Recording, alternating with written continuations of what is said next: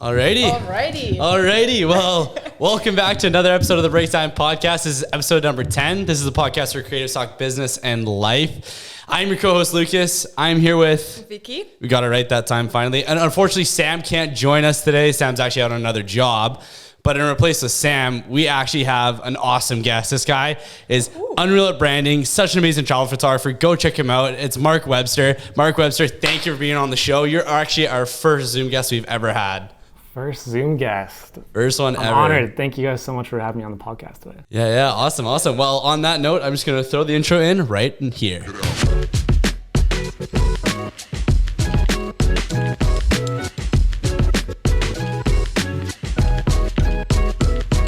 Yeah. So Marc, is this your first podcast appearance?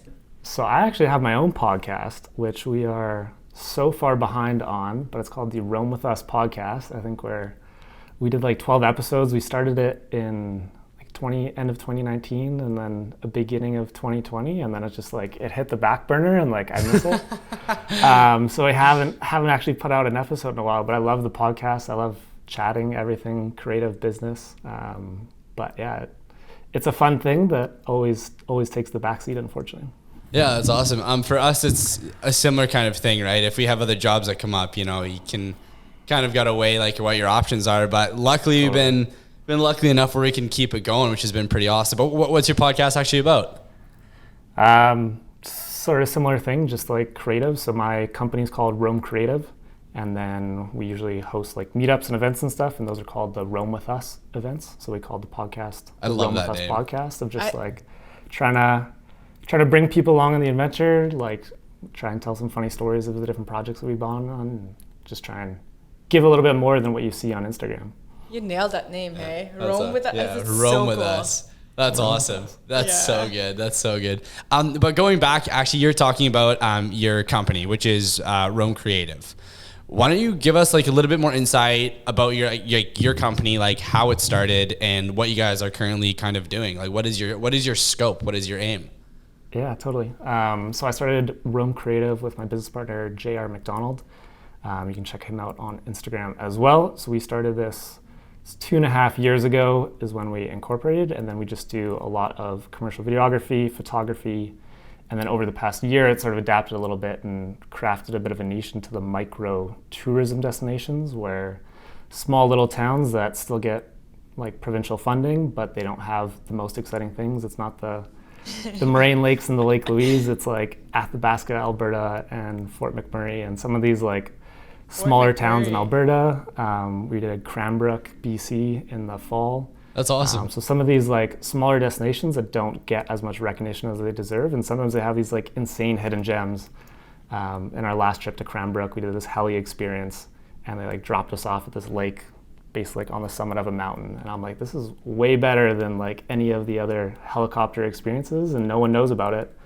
So that's what I've been enjoying most about like the last year of work, is like going to all these underrated places and trying to put them on the map in terms of actually making people go and travel there and go for a trip. So I love that energy that you have, how like kind of like bringing like like showing the story of like these places, like how there's like so much more to all these places, because there often really is in those small towns. There's always something really unique. But like it's interesting how you guys got into that niche, because I was kind of like, obviously creeping on you again every once in a while, and I was checking out your website, and it seems like that niche has kind of really taken more hold, and you guys are getting like you yourself are more as a destination traveler, photographer and videographer. Is that would you agree? Yeah, definitely. And that's always been my dream of like working with tourism clients like Travel Alberta and Tourism Calgary and all the big destinations, but it always starts off a little bit smaller. So when we started off, it was a lot of brand work, a lot of like social Instagram content for different either like local companies. I grew up in Edmonton, and that's sort of where I started shooting photography. So we like partnered with local car dealerships and different brands that exist in Edmonton, and then sort of tried to grow the projects into bigger and bigger projects, and then sort of came across tourism. And it's been an awesome transition to get into the tourism space, and we've been loving it. Yeah, I bet. It's awesome. So when did you start photography? Or did you start with photography? first of all? I'm pretty fortunate. My great uncle gave me a Nikon D90 when I was like 14 years old. Oh wow! Oh, you started young. He's always been like the big photographer in the family, and he had DSLRs for as long as I can remember. So he upgraded to like the Nikon D7100 and then gave me his old D90. Nice. So I started just messing around, had like the 50 millimeter 1.8 manual focus lens, and just started like taking pictures back in the day of flowers in the backyard and whatever family trips and stuff. Oh, so the classic of just like taking photos of random still things, and you think it's the coolest thing because the background has all this blurriness. Totally. Yeah, that's awesome. You think you're a wizard. Yeah. So yeah, super lucky that he sort of got me into it, because I think I had a little bit more time, and then I was fortunate in high school to take a creative arts class. So that's where I learned like Photoshop and Illustrator and InDesign and the whole Adobe Creative Suite. So that also was like a little bit more education. And then I actually went to university as well, which not all photographers go to university for, but I have a degree in industrial design as well. So it's cool. It's been like a slow grind. Not the slowest, but just like a unique path that not everyone takes, and but I'm happy with where I'm at. So you've just always naturally been a pretty creative person, then I'm assuming. You've always kind of had like an eye for things. Totally. Yeah. And that sort of started where I like went to school for design, and I was like, design can be my career, and then photo stuff can be the creative outlook on the side of things. But then as we got busier and busier, the photography sort of takes over, and then I had to step away from the career that I went to university for. And so did you take an industrial designer job first, like out of university? You did? Yeah, so I actually worked at a studio for 2 years up in Edmonton called 126 Designs. We design a whole bunch of different types of products. Like I designed the lightest curling broom on the market. I designed 10 hot tubs. Hot tubs? Pretty impressive. Yeah. That's pretty cool. And all these random things that of course you're like, these exist, but you never know how they're made or the process that goes into it. So I actually worked for 2 years, but I think my biggest takeaway from that 2 years is like the client relationship side of things, that like you're doing that on a daily basis with a whole bunch of clients at the same time. So in terms of like project management, how to talk with clients, how to meet with clients, and the whole like business side of photography, which takes a while to learn, I sort of had that. Hard. I had 2 years of that in a different career that was basically the exact same thing, to bring it from design into photo video stuff. Yeah, I think that's actually the whole business aspect of the creative industry kind of can really make or break if someone becomes like a full-fledged full-time photographer or like videographer or like creative in general. So that's a huge step that you got that. But leading towards that is actually something I've really wanted to talk to you about today on the podcast, is actually to do with brand deals and all these companies that you work for. Because I've seen you post about Cold FX and BMO, and I know you do lots of work with like Travel Alberta, Destination BC. Like you have lots and lots of bigger brands that you work with. And I think it'd be really cool for people to hear kind of how you got that path, or how these companies have kind of come to you, or how you have approached them. Yeah, I think the important thing to distinguish is there's like social content versus commercial content. And sometimes that's always something that like I've tried to do both of, in terms of like growing a following and then having brands come to you that they want exposure on your page to work with your personal brand of things. And then there's a side of Instagram that people don't see at all. So I think is like for the viewers, if you don't have a big following, you don't need a big following to work with brands, like in terms of like just content creation. Like there's lots of opportunities that don't rely on social following, but then at the same time, having a bit of a social following allows you to get a foot in the door with a lot of brands, because you can offer some exposure as well as shooting content for them, which has been a huge asset. I think you're nailing that, or nailing the hammer on the nail. Something to do with a nail and a hammer. I don't remember how it goes. But like that's actually something that's so true, is how everyone has this idea in their head that you really need to have a big following, or you need to have the best photos, or you need to have the best videos. But if you even look at like me compared to you, I have 1,500 followers. You have over 20,000 followers, but we're both full-time creatives.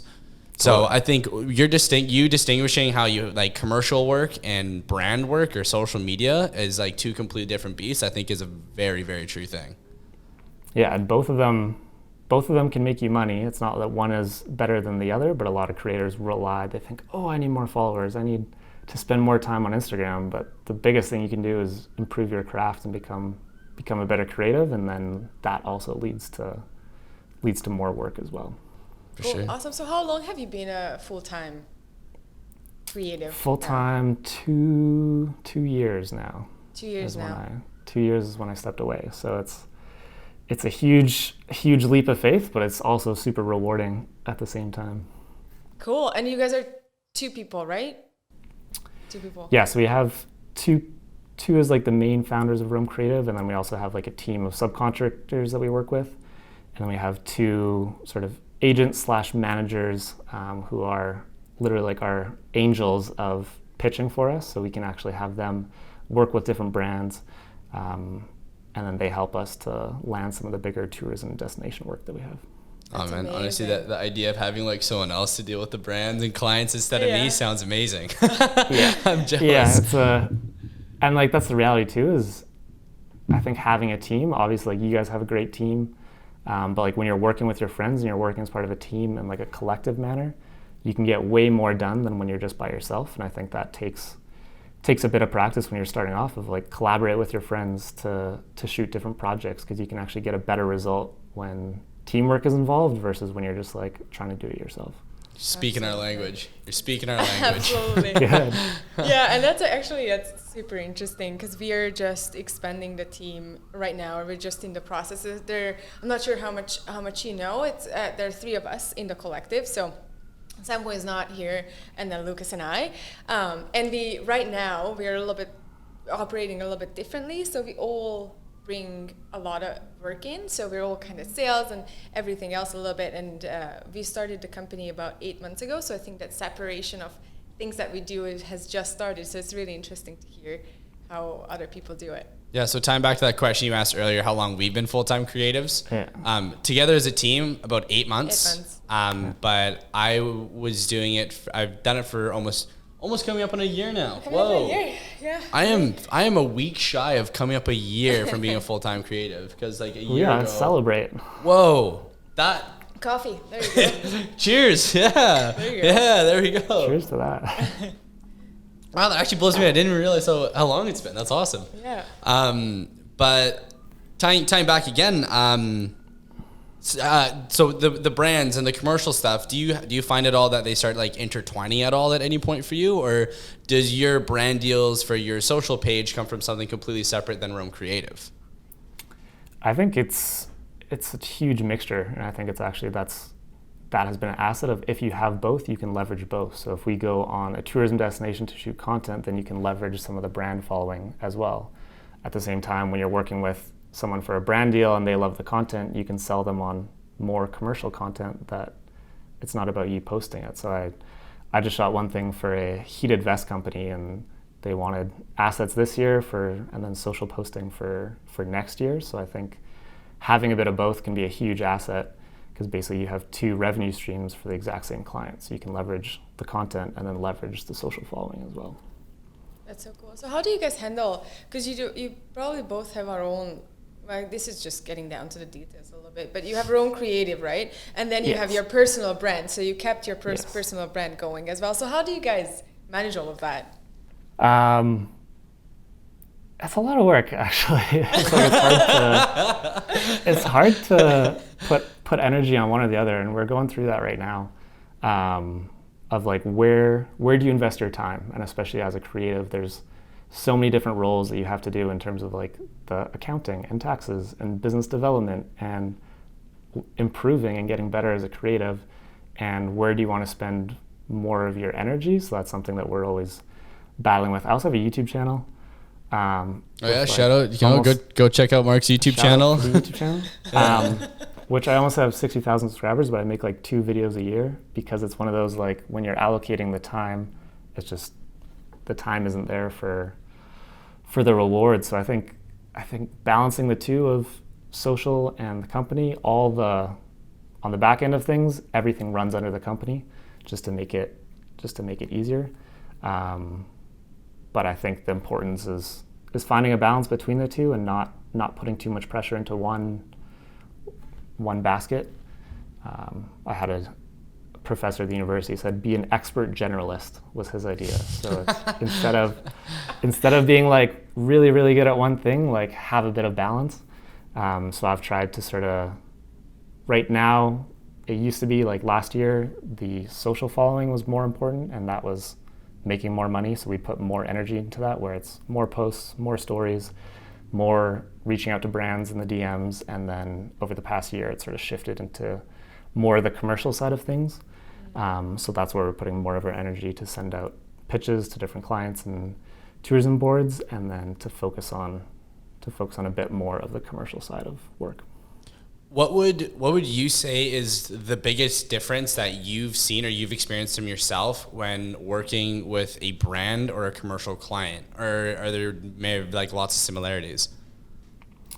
I think the big thing on the commercial side of things is every brand, if they're more established, they have branding guidelines of very specific things that they need in their content, whether that's a certain way that the label is turned or different compositions and different colors and like sort of more specific stuff, versus when you're shooting for social, at least when you're getting paid to promote something, then you have sort of unlimited creative control where you can shoot whatever you want, wherever you want. So I think the bigger the projects get, the more it's actually a little bit more constricting to your creativity, where you're performing more of a service more than it is like a art form, versus on the social brand side of things is you tend to have unlimited creativity. So we love like going on hikes or going on trips and adventures to do a lot of brand work because it's fun and we can do it wherever we want. That's awesome. What actually was your first brand deal that you ever got? First brand deal. Oh, I'm making you really think. 2 years ago now, probably, or maybe even before that. I feel like the first brand, Revival. So my friend's cousin owned a fitness clothing company. It was called RVL Apparel, and that was like the very first like, oh, I'm shooting for a brand. Like we're going for a shoot. We're going to a gym. We got the models. Cool. For new products was like the very first brand thing, which is, it's so crazy to look back on like how small a project is, but how big it feels in the moment. How stoked were you on a scale of 10, right? Like it's like I was just stoked at like 13, right? I still remember the first time I got a paid gig doing a video, and it was for like $700. Terribly underpaid for the video that I made too, but like $700. And the first thing that came to my head was, why is someone paying me for this? Like, whoa, like it was like such a wild concept to me. I was like, this is insane. And I was so over the moon. But now I look at that, like the job I did, and I was just like, first off, quality is probably worth $700 from back then compared to now. But I don't know, it's still like, just still a cool feeling. I still think about that moment to this day where I'm just like, man, the first time someone actually like paid me money to make a video was probably my favorite job I ever did, even though it wasn't the best job I ever did. But like how much passion you had, like so much prep work, so much excitement rolling up, and then you're like editing it the same night to try and that never happens anymore.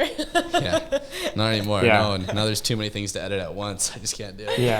Okay, I have a question. Do you have like a big moment when you were like, shoot, like a big client failure, I did this all wrong, everything's gonna go wrong? Sorry, can you speak a little louder? You're really quiet. Lucas is I loud. think a microphone is. Oh yeah, the mic might be on my side. Yeah. We're sharing an AirPod so they don't catch it on the video. So basically, she was asking basically do you have like a big failure that you look back when you're working with clients, or like a big moment where you're like, oh, like I shouldn't have done that when working with like a brand or a client? In the most humble way possible, like haven't had that experience yet, which I'm very, very grateful for. I'm sure it might happen. Yeah, knock on wood for sure. But I think the 2 years of experience in like the professional realm of things, where you have a deeper understanding of what it means to be a professional and what it means to work with clients. And I think that's a big thing when it comes to working with brands, is being professional. And I think us being younger people doesn't help our our professionalism when it comes to running a business, especially when we're like full-time in our 20s versus there's photographers that have been around for 20 years right? shooting the exact same projects, and they have so much more respect only because of their age.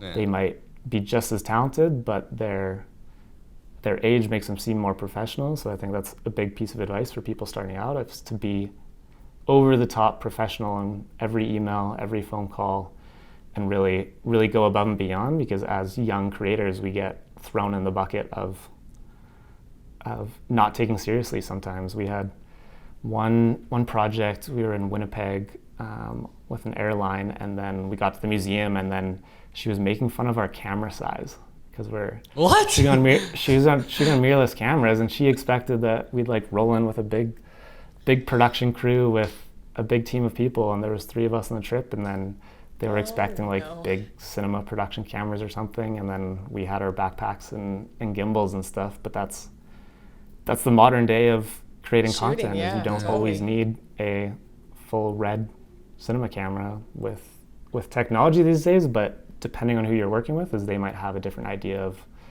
of what video production is. So I think being super professional helps. I still think that the whole idea of like fake it till you make it kind of thing, especially like with looks, especially in the creative industry, is a big thing. And honestly, sometimes I will slap a couple extra lights on set to make it look a little bit better, because just because I am, like you said, I am younger, and you know, like it is newer, you want to look as professional as you can, even though you know deep down inside that light's really not doing anything. The light's facing the other way. It doesn't matter. It's there. Yeah, but they don't know that. So what do you? We started setting up big scrims like in all our like outdoor tourism stuff. Like even if we're not even using it, it'll just be like beside it. So it'll be like an 8-foot by 6-foot scrim that's just there. So if someone's taking a behind the scenes photo or something, like there's this massive scrim and C-stands, and just looks like there's a huge movie. And you got Pelican cases of stands and stuff that might not ever be open, but it helps you come across as more professional as a young creator. That's crazy that you need to do tricks like that. Yeah, just that like to look. What do you guys shoot on, by the way? Do you still shoot on Nikon? What do you do? Does anyone shoot on Nikon? Yeah! Thank you. There we go. I have the Sony A7S III. Oh, there we go. Sony gang. Yeah. Always been a fan of Sony. They actually invited me to an event a year and a half ago. It was Sony Camera Camp in Montana. That's incredible. Which I was able to go. So they flew creators from around the world. Fun with Louie was there. It was all like a YouTuber event, and then they rented this like massive ranch in Flathead, Montana, and then they had like a YouTube crew, and it was basically that would have been September 2019, I think, and that was like a huge moment of like, damn, this is pretty crazy. Man, that's awesome. A huge camera company that like I've been shooting Sony for the last 6 years, I think. And to have their recognition and to reach out was like a super personal thing, and I'm very, very grateful for that trip, which was super fun. Dude, I'm just like proud of you hearing that. I've just met you, but like, man, that's incredible. That's awesome. Like, because you were just starting out then, right? Yeah. Like full time. It was, you said 2 years ago, so that was just like half year in. Yeah, so I've been doing YouTube for a little bit longer, but I was doing like crappy Sam Colder transition tutorials on Final Cut and like the like old school adventure filming, whatever you want to call it. So that's what I've been doing for like more previously, and then but yeah, in terms of full time, that was only like 6 months after we went full time. There was one other trip which was like another just like holy crap moment. The first one was we got flown to Charlotte, North Carolina, which is a very random place, to do a video for these scooter companies. Like back in the day, they were like sit down electric scooters. The project wasn't paid at all, but it was just like one of those, oh my God, someone's willing to fly us to the States to do a shoot. and pay for everything, but the project wasn't paid for. But that was like, there's always like a couple moments when you look back in your career of like the first international trip or something like that. Yeah, it's really funny. It's really funny too. We haven't had an international trip as a company yet. Thanks, starting a company in COVID doesn't really help with that one. Yeah. Hopefully soon. Yeah, hopefully. But that's a big thing that I really look forward to. It's just like actually like being able to like travel to go somewhere, and like traveling somewhere, even if it's somewhere I'm not looking to go, but just have someone else pay for it and actually just like get to do my craft somewhere just because like they want to pay me. So very, very jealous of those experiences that you've had so far with that. We were super fortunate to work with Swoop Airlines quite a bit. So they've been a sweet client in terms of experiences. So like last year before COVID, we were in Mexico twice, Vegas and San Diego. That's all awesome. With Swoop Airlines, and it was like you pinch yourself every day of like, I think that's when it comes down to like being a creative is like, even if it wasn't paid, I would still want to do it. Of one of those trips. So there's so many opportunities in photo and video. And that was like, those trips are always a reminder of like, wow, this life is insane. Yeah. Where do you live, by the way? And we don't need to cut this in. I'm just curious because we're in Victoria, BC, and we're just in the process of like, once COVID ends, we have a beautiful rooftop, and we want to do Creative Fridays and invite creatives over and just hang out and chat and connect. So where do you live? I'm in Calgary right now, but Lucas knows my girlfriend Eman, and she's in Vancouver. So I spend all my free time in Vancouver, and then my work time is in Calgary. So I'm in BC quite a bit. Cool. So I'd love to come over to Victoria for a visit and hang out. When things open up, you guys both will have to come for a little visit for sure. That'd be awesome. Maybe we'll organize a trip to like go up island somewhere, do a huge hike in Strathcona or something. Yeah, somewhere cool. We'll get Swoop Airlines to fly us somewhere. Yeah, we'll just get some. What's that? What are you guys looking forward to? What do you guys have on the go for? For us on the go, well, this is actually the first episode we've filmed the podcast. Before we didn't really film anything. Well, I mean, like second episode, technically the first one we filmed, but I actually wasn't recording on the one camera the whole time. So classic little mistake. Classic Lucas. Leave me alone. But besides that, just a couple of bigger projects on the go. A lot of things in the work. It's a lot of shaking hands and waiting for replies, the classic as you probably have experienced. We really want to start focusing more on educating creatives, which is a big part of the podcast. So having people on like you that have so much experience and like are so willing to share it is just like probably like the most incredible thing for us. Awesome. Yeah. Alrighty. How has starting a business been in COVID for you guys? It's interesting. It's a roller coaster. So we do have a few good projects down the pipeline. If they do come through, it's gonna be awesome. So just looking forward to it's really funny because starting a business in COVID may sound a little harder, but because we started it in COVID, it doesn't really seem like it. Yeah, so anything we don't know any better. Anything that comes after, it's gonna be great. It's actually really funny too. Like I think the most stressful thing about starting a business in COVID, especially a creative business like us, is there's lots of companies where you have it come down the pipeline, and the next thing you know, there's a new announcement, a new restriction, and then they're just like, sorry, I can't do it. So it's literally not in your control. Like you just can't control anything. So it's just a roller coaster of just smile, nod, and go with it, and the projects will come eventually. They're just being delayed. I think that's important. I had a conversation with a buddy yesterday of this is a service-based industry at the end of the day, and you are performing a service. So making sure that you have that mindset of you are someone performing a service versus an artist, and not getting too emotionally attached to things before projects are landed and everything. Because projects come and go, and it is. I was supposed to go to Nepal to do a documentary last March, and we had to cancel the trip a week before. That hurt. So like flights were booked, everything, and it was like a super personal trip that I really wanted to go on, and then to also do a documentary, which would have been sweet, and then it did not happen like a week before. So it was one of those. Brutal. Is it still going ahead when COVID is over, or? who knows? It was like tentatively like last November that didn't happen, and then it was this March, and then that didn't happen, and then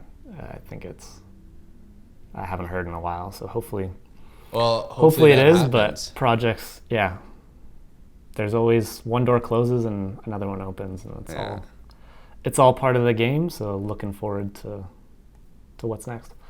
All right. Well, awesome. On that note, I'm gonna wrap this up. Thank you so much, Marc. Thank you. This has been the BreakTime Podcast, or Curious Talk Business and Life. Make sure you check out Marc on Instagram. I'm going to put his name on the screen for you. And Rome Creative, make sure you check them out as well. Check us out at Coast Break Collective. And also, we have merch, like you announced last time. If you want to support us, buy some merch. Feel free to go do it. No pressure, but you better do it. Anyways, this has been the BreakTime Podcast, where Curious Talk Business and Life. I'm your host, Lucas. And this is Vicky. And we'll see you guys next time.